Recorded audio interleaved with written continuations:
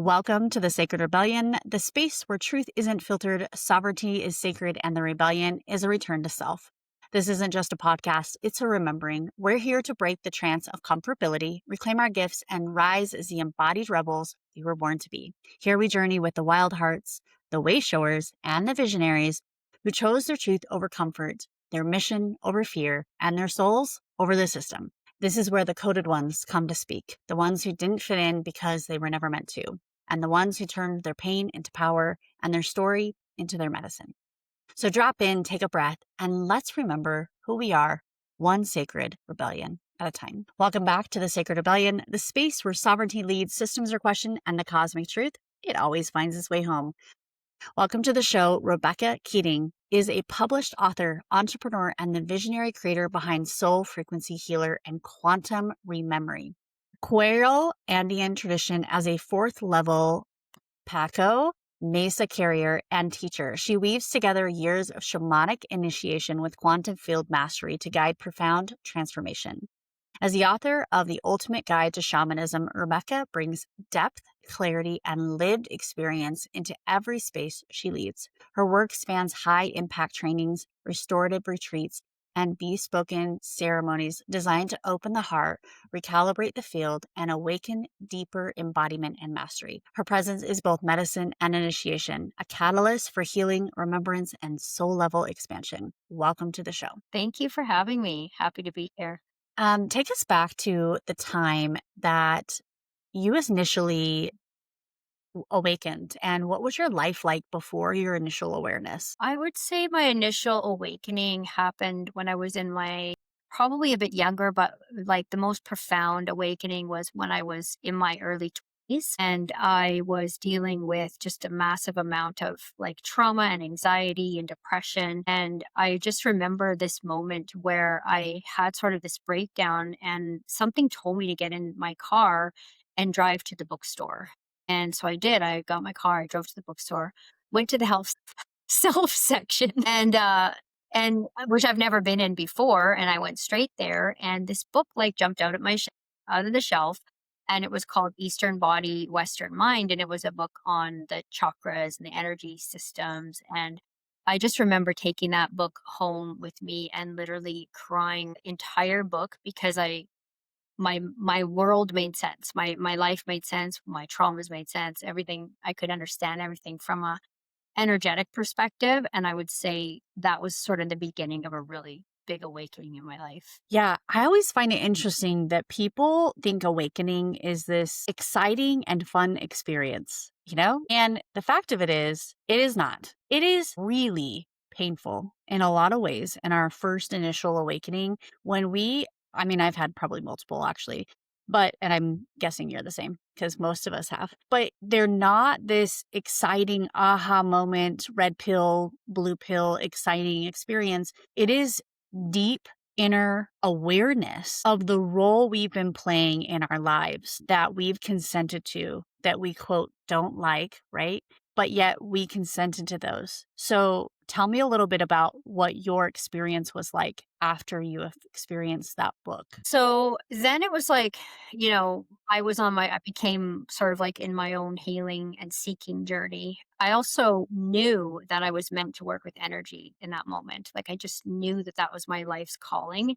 And it was actually in nursing school at the time, learning conventional, to be a conventional RN. And I just knew already that I was in the wrong profession entirely. And so it just kind of continued for me learning, taking courses. I mean, back then, this was not even talked about. It was not even woo woo because it didn't even exist in the realms of, like I couldn't find a single person to talk about this with in my life. And they certainly didn't teach it in school, but I just kept seeking and finding and learning different, things on consciousness. I went into the David Hawkins.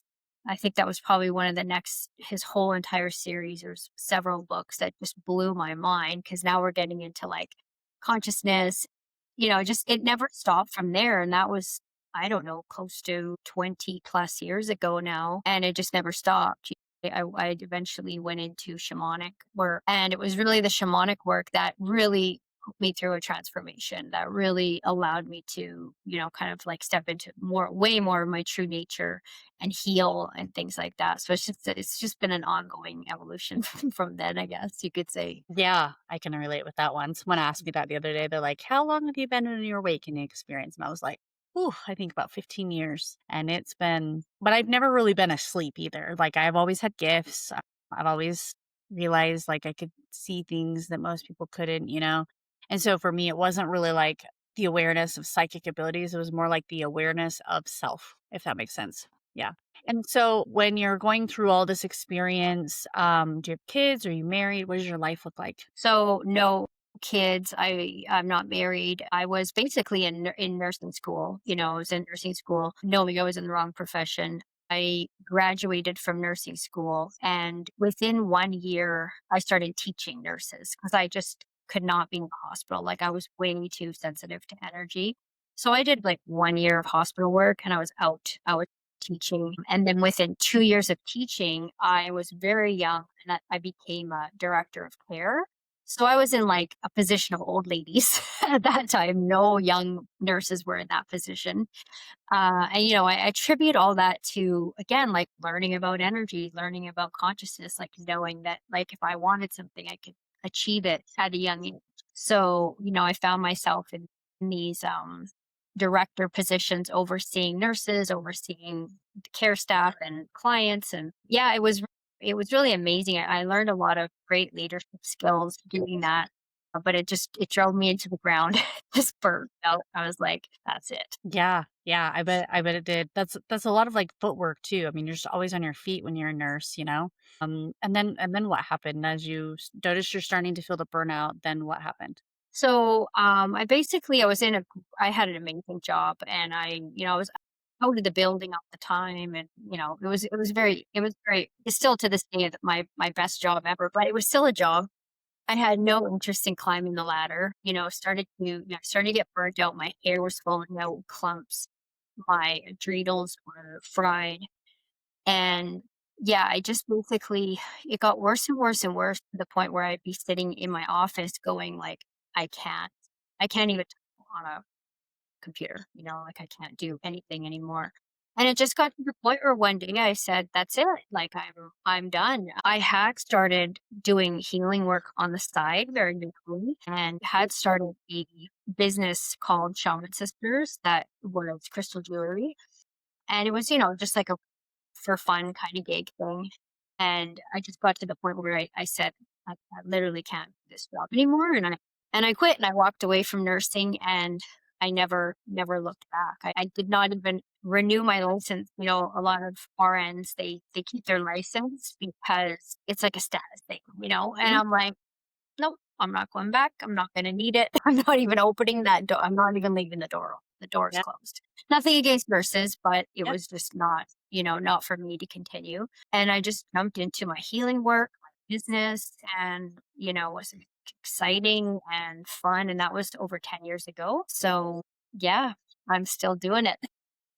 What did your work look like at that time when you first started your initial healing practice? Like what were some natural gifts and ways that you took what you had learned in schooling and moved it into essentially what you're creating today? So at that time, I was doing shamanic healing, and I was also doing professional space clearing of homes and businesses. So, yeah, I was doing a lot of space clearing at that time. So, going into people's homes, clearing whatever's in there, whatever funky stuff, and clearing entities. And, I'd have clients who couldn't sleep for months and months, and I'd go in and clear, and all of a sudden they could sleep again, whatever they were dealing with. So it was basically mostly energy work, shamanic work, and doing space clearing. But then I was also making crystal jewelry, and it was started out just for protection because that was actually because I was so drained working with clients in the nursing career. I started working with black tourmaline for protection, and just kind of discovered that like nobody was making black tourmaline jewelry. Like I literally couldn't find it anywhere, so I started making it. And then I started selling it to like other doctors and other nurses in the hospital. Surprisingly, they were looking for protection.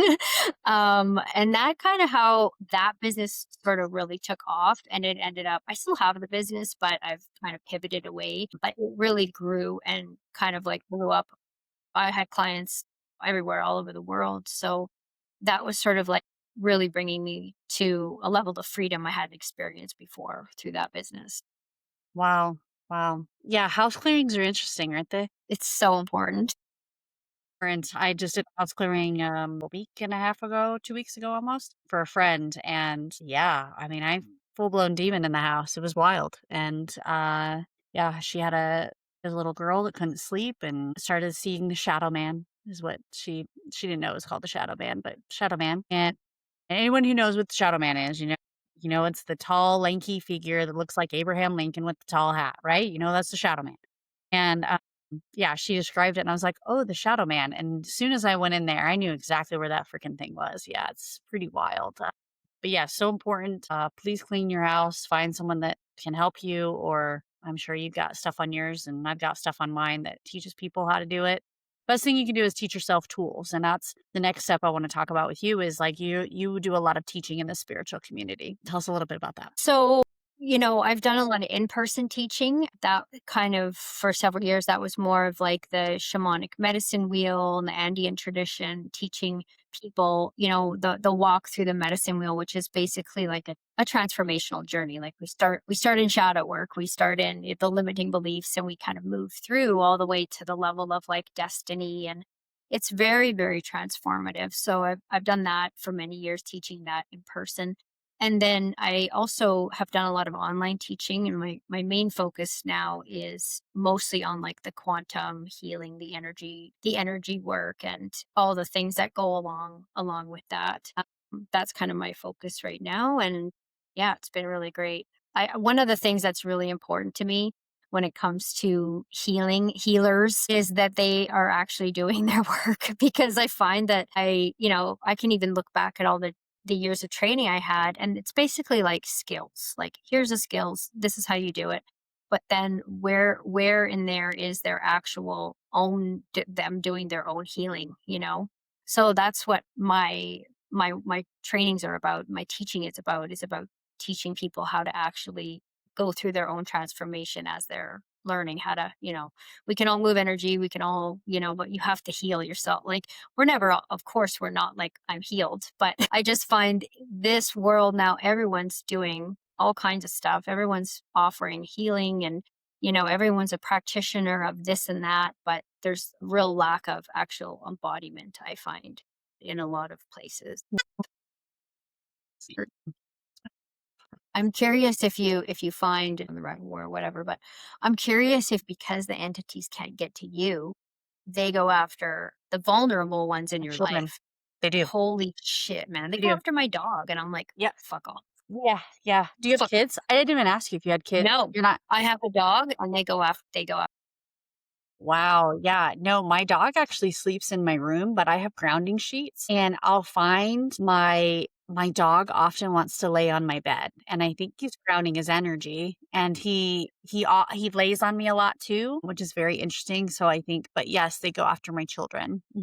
Yeah, they go after my children and both my children are very I mean, I believe they're very gifted. I've never shut, like, those gifts off, so, they're very highly gifted, but yes, they do go after especially my daughter who I think she's a portal, like, she holds keys for portals.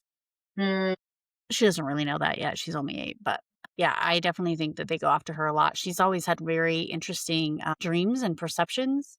I'm like, "How did that just come out of a five-year-old's mouth?" Like, light language and being able to, like, automatically know Reiki, and she's always been like, "Shut my door." And I'm like, "You mean the physical door or, like, you want me to" and I energetically shut her door every night. I don't shut the actual physical door, but I shut the energetic door, and she did that for years, and I think she's a portal opener, so I don't know, we'll see where I mean, she's 8, so, I mean, that's a hot minute before she really hits awakening experience, but yeah, no. Yeah, I have noticed, especially in, house clearing and things like that, it's not usually the parents it goes after, or it's the dad, or it's not often the mom. I don't really notice a lot of times, they just get energetically drained, they're just being siphoned and they just don't really realize they're being siphoned. Do you Yeah. notice that? Yeah. Yeah, it seems to be the kids too that are dealing with a lot of it. Mhm. Like, especially nowadays, a lot of kids dealing with all kinds of stuff. Yeah. Yeah, it was interesting because when I cleared that house for a friend, I ended up making a free like ritual for people to essentially just read with their kids. I think as I was creating it, they're like, this has to be free. Everybody's got to have access to something similar to this to teach kids to start anchoring their energy and clearing their, activating their force fields and really amplifying their auras to be able to know. So, like, at least my daughter, she'll come in after dance or something and be like, um, I need you to clear my field because I'm not okay. And I'm like, at least you know, because I mean, At least they know at that you age. Oh know, my, I mean, can you imagine what her life's going to be back when she's 20? She's going to be like, that's interference. And it's interesting because even with friendships and interactions with people, when people project, she's like, oh my goodness. And my husband and I just call it out. We're like, that's manipulation. That's not going to work. That's projection. That's not about you. And I'm thinking to myself, God, I'd be so much better off if I would have had that support. I know. Yeah, it's insane if you knew when you're young what you know now. Yeah, yeah, for sure. And I definitely think it's very interesting. I don't do shamanism, but it's interesting because when I talk to people of how I do things, it's very shamanism related. So it's like I believe that everything's a mirror with nature and there's a time and a place for death and rebirth. And obviously the rebirth is the beginning of a new cycle and it's like the spring energy, right? And it's like nothing's quite bloomed, you're not going to get the fruit, but and people, if they looked at how you create something in the creation aspect, right? If you take the shamanism will and like creation aspect and you mirror those together, that's actually what your business should be doing on a regular basis is death, rebirth, death, rebirth, death, rebirth, because you should be evolving. And so I see these entrepreneurs who have the same platform for 35 years. I'm like, you haven't evolved. You're like, oh, I hit my mission at 20 and that's all I'm going to do the rest of my life. And this is my life work. But you can do your life work, but you can expand. You can move that to be higher levels of, whatever that is and looks like. And I think a lot of times people are uncomfortable in the death process, but I would say they're more comfortable with the death process than they are the rebirth because they want to get to it's like they plant the seed in the garden, but then they want the fruit the next day. You know, it's crazy that you brought that up too, because I was literally writing something about this and thinking about this today. And I was thinking, like, I have pivoted so many times, and I know people who are still doing the same thing. Meanwhile, I have pivoted multiple times in so many different, I walked away from many things and just been like, God's telling me I got to do something new and I got to do something new. And I don't know what I'm doing exactly, but I'm following what I'm being guided. And that you don't know the full picture, but you just have to sort of step into that journey. I was just thinking about that. I was like, geez, I can't imagine not following those nudges. Like, I can't imagine being, but I know because you probably teach this and I teach this and talk about this all the time. It's like all the stuff comes up every time. It doesn't go away. All the fears, all the this, all of that. Your circle is probably going to completely disappear. You're going to get an entirely new circle. Like, people are going to judge you. People are going to do all kinds of weird. Like, it's a whole thing you have to deal with from all the angles I find, and that's why I feel like a lot of people will just stay in their little Uh-huh. Uh-huh. comfort zone because it's easier. But the growth evolution is just like, I'm like, oh God, am I going to go through another pivot in another year? I'm just still in the process of a pivot.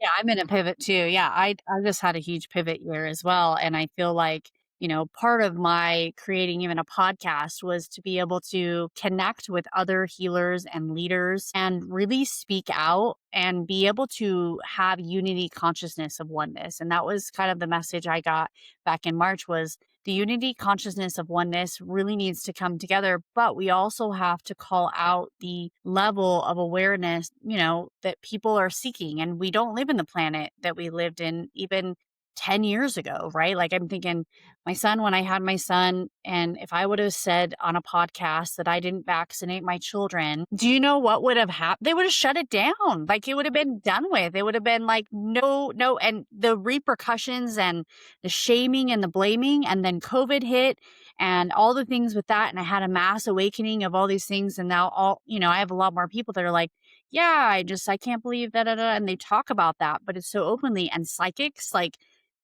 No one talked about psychic gifts. Like if you told someone you were a psychic, I mean, it's still a little taboo where I live, but most of the time, like online, people are like, what? No way. It's like people are more accepting of these etheric aspects of ourselves than ever before, meaning the vibration of the planet actually has risen since COVID, just so we all have that, people are like, oh, it's really bad. Actually, you're in the death process. This is the cycle of the death process of essentially the catalyst, which was 2020. And now we're in the death process. It's like exposure. Everything's being exposed. And the thing is, guys, this isn't new. This has been going on for thousands and thousands and thousands of years. This isn't new. So we're in the death process. And so in the death process, obviously there's a lot of projections and blames and shames and guilt and blah, blah, blah, blah, blah, and all the things. But with that comes eventually we'll start planting new. And a lot of us are bringing in higher level, real, authentic healers, essentially lit leaders like you and I, you and myself, are really bringing in the foundational aspects that are going to bring in these higher levels of modalities that essentially we are helping people awaken within themselves. Absolutely. Yeah, I've even noticed a shift in my focus. I mean, I know what I can talk about to get viral, but it doesn't appeal to me anymore as much as it used to. Like I just kind of want to talk about mostly where we're headed because I'm kind of over like, you know, we've gone through the death. Sometimes I still, I'm always like it's whatever's inspiring me in the moment is what I'll talk about. So it's not like I won't ever go into the but it's just not really appealing to me anymore. I just want to focus on where we're going. Like put my energy towards the new world, the new consciousness, the healing, what we're doing here, not just the old feels heavy for me now. It doesn't feel like it just feels like we're getting over that. We're moving beyond it in the world I'm creating around me. Well, definitely my inner world is definitely shifted, but it's shifted because I have had I pivoted a lot in my life. At least in the last 9 months, I have definitely moved energy levels of where I'm supposed to be at and how I create that. I work a lot with the dark feminine, and the dark feminine really is in the void energy, which is essentially, you got it, the creation. And so when you work with creation, it's very fascinating to see people how people's minds are still so caught up in stories and narrations and no self-reflection and looking in the mirror. And I'm a big advocate of mirror work, is being able to really look at those things. And yes, they are heavy, but we have to purge the density in order for our vibration to essentially arise. And I think that's a lot of times what people want to go into where you're at, because you've done the work and you've done the pivots and you've exercised your soul connection with your heart, and you know your soul and you can have that connection. But we still are dealing with people who don't even know who the hell they are. Absolutely. Yeah. And then, mirror work is one thing that I recommend to a lot of clients. It just depends, right? Like things just come through, things they need to do. Mirror work is one of them, but I totally agree. It's like they have to go through the lower aspects that they haven't done the shadow work and the unconscious work. And they really, once you really understand yourself on a deeper level in that way, then you can move into, things will open up. Like we would never be able to get to a certain level without having actually done that work. Well, you can actually, that's not true. You can get to higher levels, but I don't know. It comes back around and slaps you in the face. And I think for me, it's just daily shifts. Like it's every day I'm sitting here with, you know, different techniques and ways that I expand my energy. And what am I running in my field? What program am I running? Where am I doing this? Why am I not seeing this in my reality? What am I doing? Right? It's that direct reflection. And once you can change your mindset from a discovery mindset, which is like seeking outside validation, seeking that external space, to a creation mindset, you actually come from a higher level of consciousness, because then you're constantly creating your conscious reality, constantly creating. You're always moving in those creations. Energy is like creating, and it's enjoying the fruits of your labor. It's like, when you plant a garden and all of a sudden you get to have all the fresh tomatoes and all the fruits and all the things, right? It's like we forget to take aspects of the receivership once you're done creating. Yeah, definitely.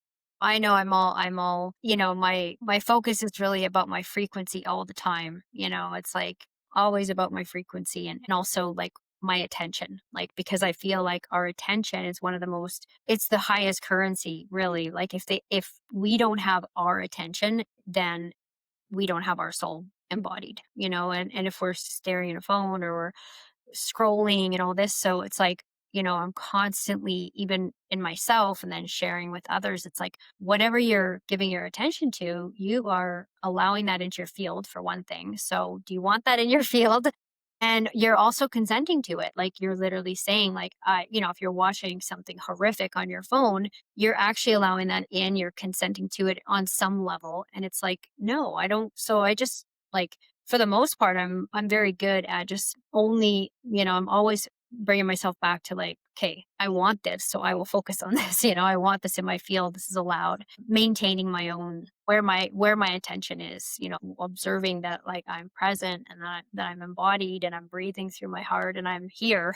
I'm not stuck in some, because I think that's just becoming more and more an issue nowadays, is like people are not even there anymore. Yeah, explain a little bit to the audience about what do you feel like that means? Because I know what that means, but I want to know what you think that means. Well, I mean, I would say there's various levels to that, because, there's actual people who are not there anymore, in terms of their soul is literally not there. And that could be for various reasons. But a lot of people, like, for example, I walk every day and I always say hi to people on the walk. And some people are just vacant. Like, maybe they're called NPCs. Some people call them NPCs. NPCs. Yeah, no, they're not vacant, they're like actual robots, and other people, you see the spirit in their eyes, you see the soul, the spark, they're alive, there's something in there that's and I feel like we're gonna see a lot more of that too, like an actual split in people who are, embodied and conscious, and then other people who are, you know, um, vacant or not even there at all. I don't know if they'll ever return. Yeah, I've seen it in my own life with different people that have been in my life. I'm like, "Oh, you're you're soulless at this point. Like you're just not even I don't know where the hell you went, but you're gone." And it's really um it's sad. It's sad and it's I know people are experiencing it with parents and siblings and children and friendships and coworkers, and it's really actually sad. I'm gonna be 100% honest with you. When you experience someone that you love deeply, and then you realize that they're a soulless person, it's pretty heartbreaking. Yeah, I've experienced it with close people to me as well, friends, people that are very close in my life. It's really difficult. Like it's not, they're not there anymore. And I've been really conscious of it, I would say, since like 2020, seeing it on a scary level. And sometimes something else is there in place, which that is even more scary. Like that's even it's actually heartbreaking to go through that, see that, but it exists. It does exist. Yeah. Have you ever had that experience with clients? Where they something else came in, not with I've had it, I've actually had it, I've witnessed it with 2 shamans, like really good shamans, where something else came in and that was it. It's not them anymore. I've witnessed that, and that was really crazy to witness. Clients, I would say it's probably more the opposite, like, when I start with them, it's not them because there's a level of possession happening, and then when we finish, it is them, but I've seen also, like, where different things will come in and out, different, aspects or different spirits will come in and out, and, yeah, the multiple different things coming in and out, which is also not easy to witness. No, entity removal is very interesting. And I think it takes a level of awareness within yourself to make sure that you know, first of all, how to like make sure that shit doesn't follow you home, first of all. And second of all, making sure that you're sealing your own field so that that energy and that entity attachments doesn't attach back to you. And so I don't think entity removal is really for everybody. That's my own opinion. And it sounds like you agree.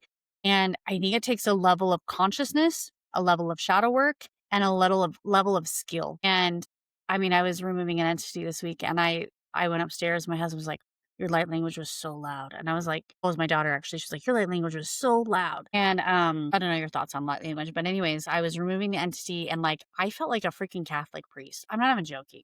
I mean, that thing was hissing, their face moved, it was, like, distorted, and, like, her body was like, "No, I don't wanna remove this," but she was like, "I wanna remove this, like, I need to I can," like, her soul was fighting, and I was like, halfway through, I'm like, "Tell your soul to fight.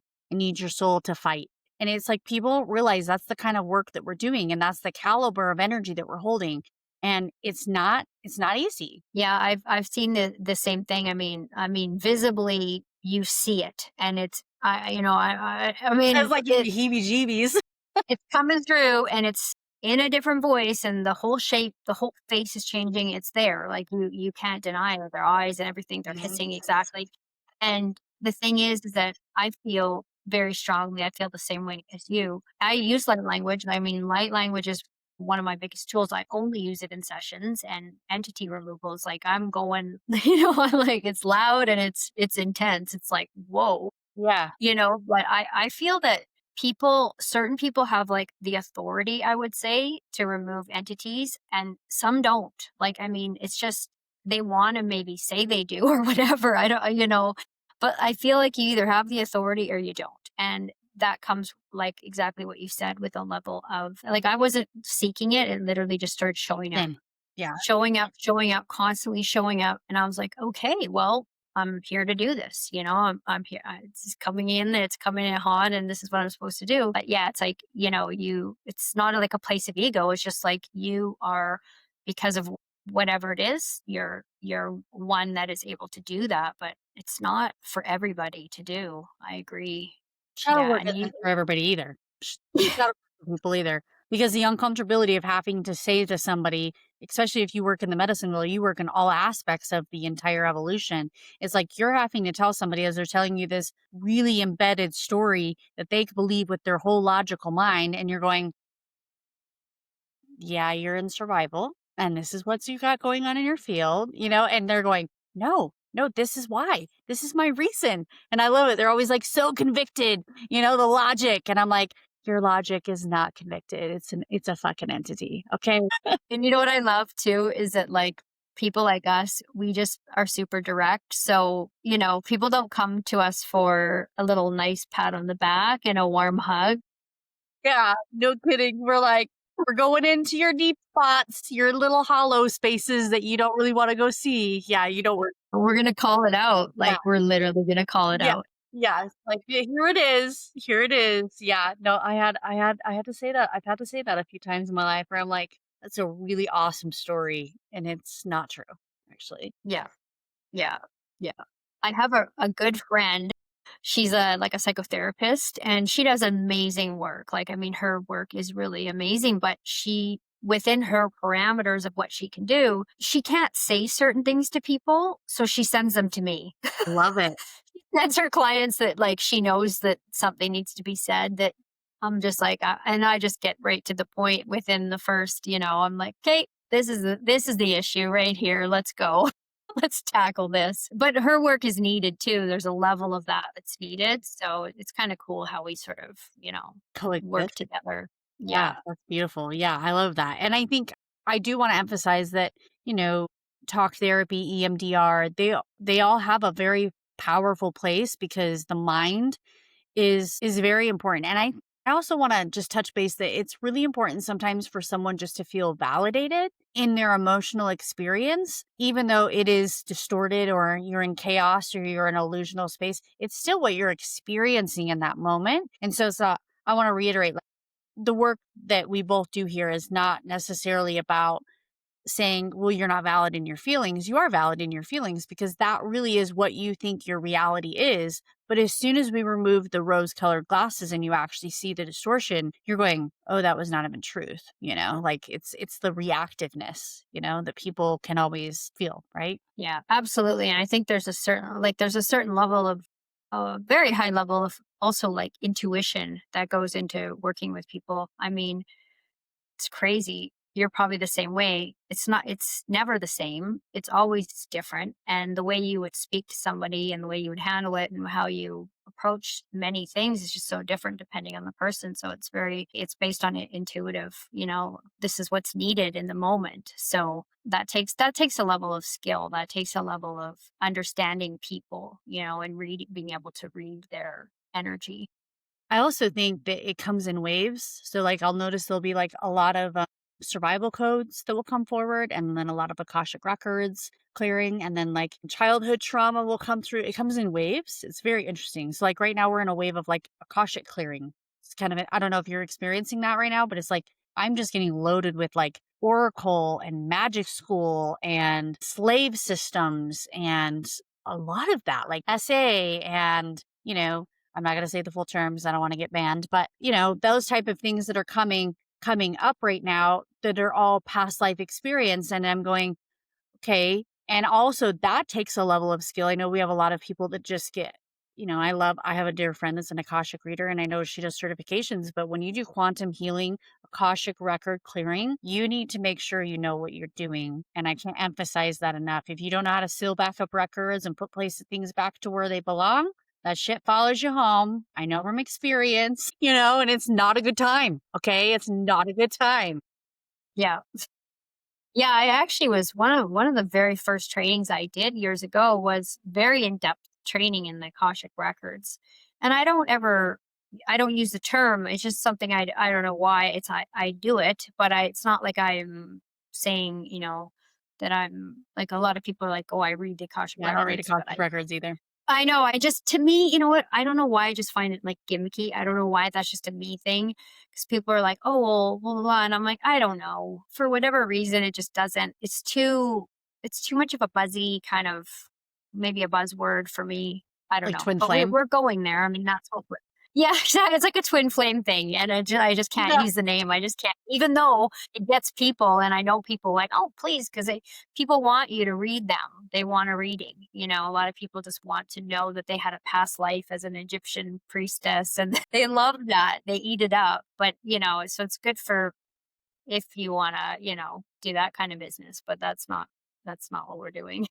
No, no. And I've done like I have my certification in Dolores Cannon's QHHT stuff. I've never been advertised that I was a QHHT practitioner. I mean, I tell people like once in a while, I'll be like, yeah, I can do Q. I mean, my past life regressions are QHHT plus quantum healing combined into one. And I feel like her program is really well done in the aspects of being able to put people back where they belong and sealing the records as well. I know Debbie Solaris teaches a really good Akashic Records certification. So it's just, each person to their own. Just make sure that you explore someone's energy field and really learn your discernment within yourself to be able to learn the skill set if you are going to start to become a quantum healer. Yeah, absolutely. Yeah, I feel like the quantum healing world is vast. I mean, there's so many different, I don't think there's so many different people working in different ways in the quantum healing aspect. So it's kind of like people need to definitely use, their discernment. I see quantum healing trainings out there and I'm like, some of these ones are just very commercial, they're very, and you just know, like, so yeah, it's definitely something people should really look into.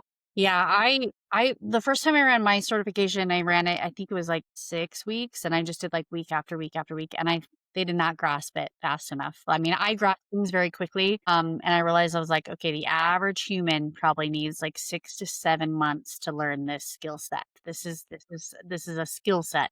So now I'm actually gonna be running mine in February, but yeah, it's gonna be a 6 to 7 months with support and help, and you have a month to integrate it and move it, and I think a lot of people think that you just learn your channel and all these things in like 6 weeks or activate your, clear curses and all these things and you learn that skill set in a class. Like, I don't think Yeah, I agree. Like mine is 7 months as well. And I'm always like telling my students, like, you actually learn on the job. So you need to get out there and you need to start doing it. Because how else are you gonna like, I know, I mean, when I started doing quantum work, I had already had years of energy healing experience. And then it was like the people that came in front of me were presenting with all these things, like these spells and these curses, and they needed soul work and timeline work and all this stuff. And I was like, you just kind of, you literally, for me, it was like I think I had an amazing teacher. I think my teachings were really, really good, but I just learned on the job because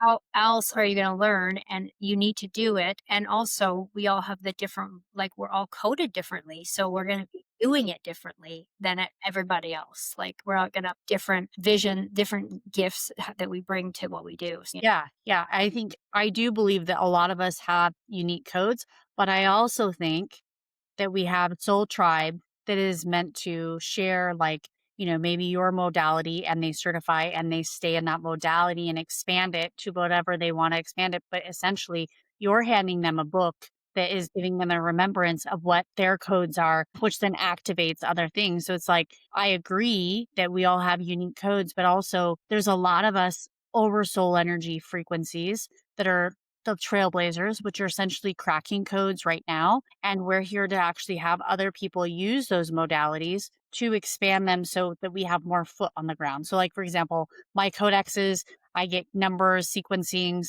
I'm not going to be able to do all, I'm not going to be able to hit everybody. So, it's important that I teach that to other people so they can also use those coding systems and obviously use their own magic to encode those, which is they were probably in the same space that I was in. You know what I'm saying? So, yeah, yeah.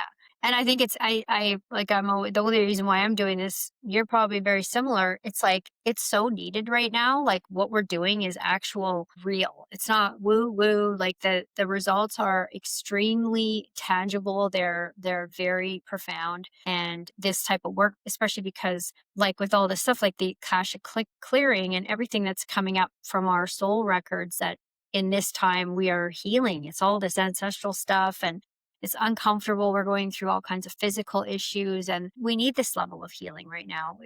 Go into the future at a certain point, we probably don't need it late way down the road, in the future. But right now, this is what we need. We need this level of healing. So for the planet, and there's not very many of us.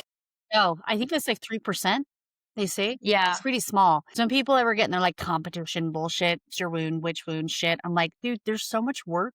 There's so many clients. You have to be the frequency to activate your soul people that are here to carry out codes that you're here to share with the planet. Stop worrying about not making enough money. My God, The sister stuff is literally insane. Like it insane. is, and Insane. a lot of yeah, and a lot of the people that I feel that coming from at me and are people who talk about sisterhood and who, they teach on sisterhood. They teach on womb healing, but yet you're not a sister unless you aren't in competition with them or whatever. It's actually really crazy. Like the scarcity wound needs to be uprooted.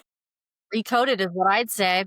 Yes, decoded. Yeah, Yeah, absolutely. decoded and recoded. That's a full-blown 7, 8 code system that goes into your system, and it's pretty wild. Yeah, I had someone get upset with me because I liked another post, and I was like, "What is your problem? Like, are you psycho?" Yeah, I ended up having to I know. block her. I was like, "I'm done, man." I have people that like they literally ignore me and they watch my work, they see my posts, they watch, but they don't they think like by liking anything. Like, it's just so petty and yeah, I'm grateful to because I've been in a pivot and I've been shifting, I've been calling in the people that don't have that code anymore. Like that's not the code that Yeah, yeah, things not into are that gone. code. And the thing is I think the more that people create together and support each other, it was like I was talking to a friend today and she needed some support and I said, "Well, I'm here to support you in however way you want to, let me know if you need to, book in or whatever." And anyways, long story short, I think that a lot of times it just takes being supportive because I feel like a lot of times as women who are leaders, at least for me, like I'm a mom, I have a business, I have a husband, I homeschool my kids. I have a lot on my plate.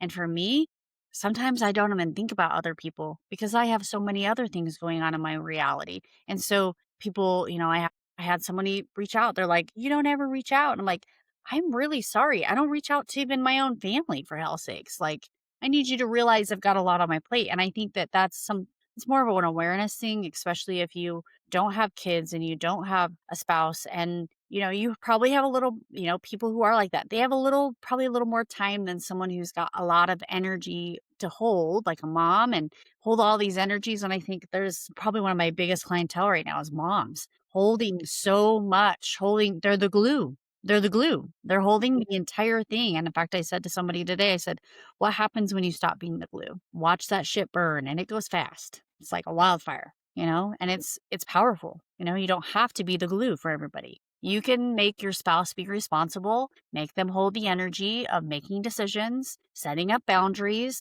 and sticking with them. And yes, sometimes men will be like, "Oh, that was really harsh," but I'm sorry, like it's time to make people more accountable for what they're trying to create and make them accountable for that.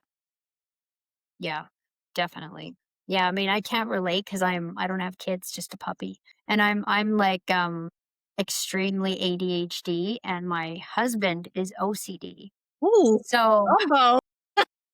and the nice thing is that we were in acceptance of each other in that sense. And so it's an interesting dynamic that's worked. But I'm like so ADHD and it just seems to get worse as I get older and he's very compatible, like helping, with me. So, but it is nice when, as a woman, you have that support from your partner for sure. I'm lucky that way. I'm very lucky. I don't know what my house would look like otherwise.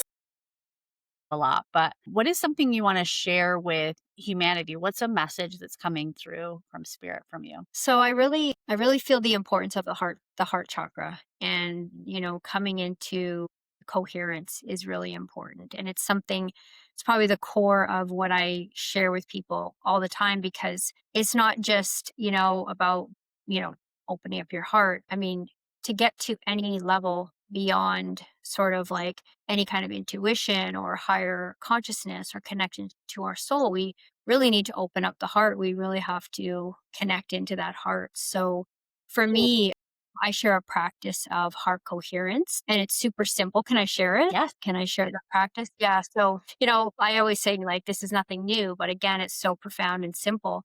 And you're essentially just dropping your awareness from the brain, the mind into the center of your chest. And you begin to take some deep breaths through the center of your chest, through the heart and you can slow the breathing down to like 5 seconds in and 5 seconds out. And I say do that for a few minutes and just breathe through the heart, imagining that the breath was coming through the heart.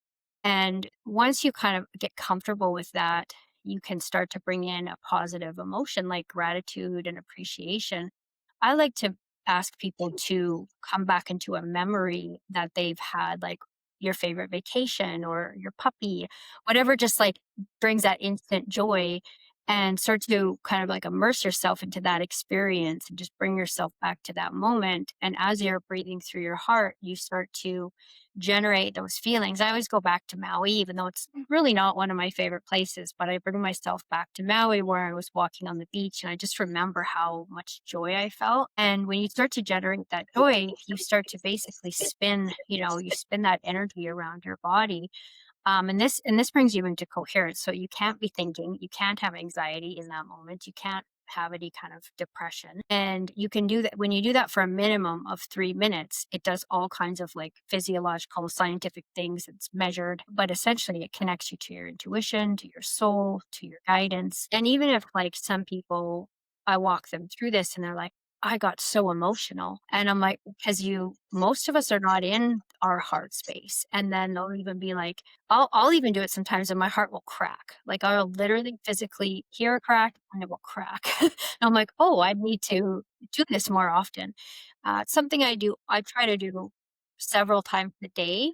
And the more you do that, the more you're present you are, the more anchored you are in your body and, coherent again. So this is just something that I really am sharing because it's again, it's not new, but it's simple and it's very, very, very powerful. Yeah, I do something similar. I love that. Such a good reminder and something that anyone can do anywhere. You can be in a car, you can be picking up your kids. And that's the thing. Those are the tips that I like to share. I'm very similar to you. I like to share tips that are practical, something that's obtainable, something that's going to bring something in awareness. I actually been doing this one where I put my hand on my forehead and on the back of my neck and I just kind of do the same thing, but I actually push the pressure on those 2 places, and for me, it helps, like, release the pressure in my shoulders, the overwhelming, the overstimulation, and it really brings in powerful coding systems that I feel like bring in that frequency, but I love that you brought up, "Go take hey, mind, take me into that time of joy and love," and I always say that's the quickest way to shift your frequency in 2.5 seconds is take yourself into a memory that brings you joy, that brings you love, that was happy, it's like, mine was, like, holding a little newborn baby and, like, all the work from 10 months of being pregnant, right, and seeing this little human, their first, like, giggle and their laugh, and they're so monumental, there's so many memories, and I can't tell you how many people have said to me, "I can't even think of one." And when I get those people, what I tell them to do, because I say that too, because there's often people, if I'm doing that in a group, I know there's people in there that can't. So I just tell them to say thank you, like with their awareness in the heart, say thank you over and over again. And you can feel that it actually generates as much as, you know, and with there are people who really like can't feel anything, can't think of a memory, keep doing it Mhm. because that's they don't need to just keep doing Yep. that until you start. I've worked with people in like severe depression and just like a dark cloud over them, and they're just like, and I'm just like, you do this every single day, do it multiple times a day, do it, in the morning. And, I see them, this one girl, I saw her a month later, she booked in a month later, completely different frequency, completely different. No more dark clouds, smiling. And I'm like, so nice to see people when they actually, when they overcome that and they are able to shift. And it's simple. Yeah. Yeah, and it's beautiful to watch, like, I love being able to watch people transform their lives into sovereign sustainable sovereignty energy, and when you're able to do that, those are the tangible results that her and I are talking about in this episode is the ability to have physical results, not your one-off session. It's deep transformation that gives you the tools and the mindsets that's going to expand you. And it is uncomfortable in those times of growth. But I want to remind you that what she just shared, if everyone did that in our planet, it would shift humanity dramatically. That one practice, even twice a day, would shift humanity in ways that we can't even probably think of yet. That one practice. It's 100% true. Like, I mean, nothing else is needed. It's like I'm saying it all the time, and I'm like, I'm still saying this. I'm still saying the same thing. You've probably heard it before, but are you still doing it? Did you hear about it from Greg Braden or somebody else? But did you start practicing it? Exactly. Yeah, exactly. Is there anything else you wanna share that you maybe have coming up or any offers that you wanna share? So I have my soul frequency healer mentorship, which is, quantum healing and doing the embodiment work through going through the medicine wheel. And that's really my core offer. I also have something that came through after I went to Peru at Lake Titicaca. I had some plasma teachings come through to me and plasma water teachings. And that's in addition to quantum work. I called it quantum rememory. So it sounds like you channeled something like you had your coding stuff come through too. So yeah, I offer that and I do mentorships as well. So that's pretty much what I offer right now is bigger containers. Like I'm not doing one-off sessions anymore because it's just not very productive for people. And so like you said, if people really want those lasting transformations, then they need to be a bit more committed. We can move energy around and do things that I mean, it's crazy what can be accomplished in one session, but you know, there's cleanup, there's Yeah. Well, and one-off sessions, it's not yes, do they work? Like, do big sessions work? Yes, they're very transformative, but to be able to hold that frequency and shift through the discomforts and the patterns that are gonna come up, you need support. That's I've seen it over and over again. You need the extra support. Yeah. Well, thank you so much for being on the show today. If something stirred in your soul today, don't keep it to yourself. Share it, speak it, and let it ripple. Hit the subscribe button and stay close. The revolution isn't coming, it's already moving through you. Until next time, stay grounded in your truth and rise as the divine remembrance that you are. Have a great day. Thank